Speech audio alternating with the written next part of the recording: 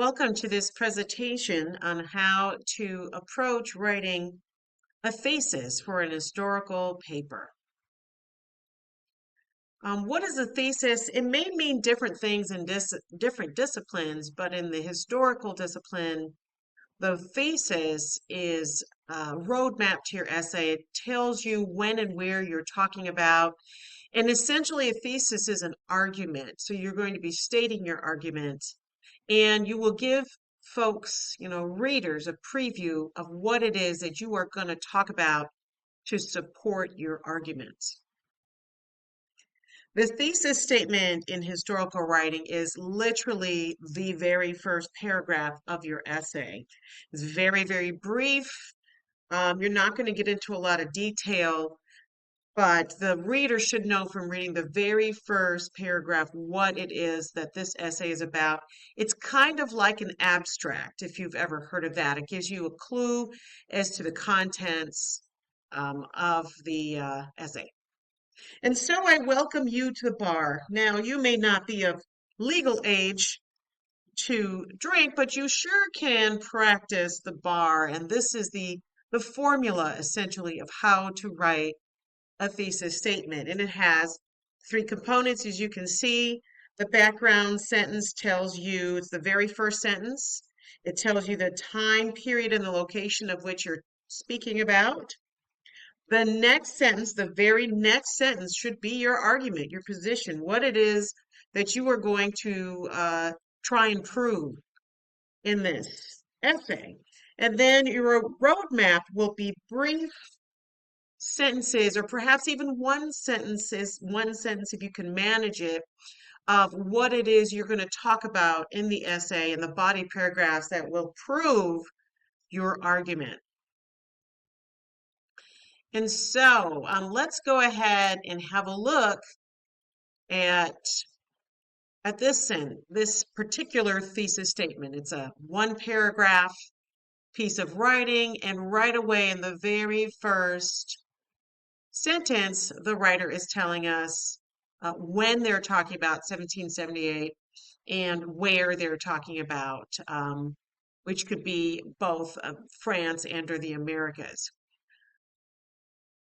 The second sentence should be your argument. Well, ideally, sometimes folks give a little bit more background, but this person gives us here the cause of these revolutions all stemmed from the American Revolution. So this is what they're going to argue. And then the subsequent sentences, they're doing a bit of a comparative essay here, but you can see that they're going to talk about the French peasants. They're going to talk about Haitian folks, Haitian slaves. They're also going to want to talk about the American Revolution and wanting to fight for freedom. So when you are making an argument, a lot of folks really struggle with this. They're not really sure how to approach making an argument. An argument is not something like the sky is blue. Most people are going to agree with you. You might want to say something about the primary sources that you think might be slightly controversial or not commonly known. For example, you could use these words to get you started. Although most people think that, I'm just going to throw up one out there, the American Revolution was for all Americans. This essay will demonstrate that perhaps not everyone benefited from the American Revolution. That's one way you could do it. Or despite the fact that most folks think of the West as a bulwark of democracy, this essay will demonstrate that it couldn't be further from the truth. So these are words that can help you say something definitive that's argumentative that then you have to defend.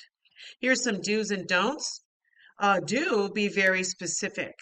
Do not use vague language. Vague language is not an argument. You have to take a stand.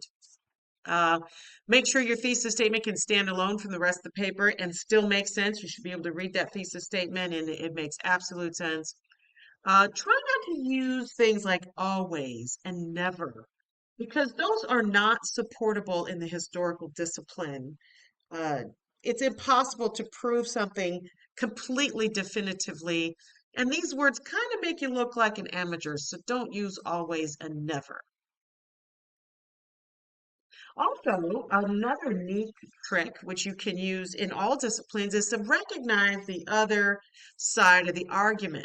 The words that I mentioned earlier, although, despite, or while, you're acknowledging something that people commonly assume or that's common knowledge. And if you use things like this, it makes you look like you have an inside track to a whole wealth of information. Also, please do not use things like from the dawn of time or throughout mankind. These are things you could perhaps maybe use in an English literature class, but these are not, this is not the kind of style of writing that is is best for a historical paper where you are trying to make an argument. And that's it. That's my brief tips for how to approach writing an historical thesis. Thank you so much.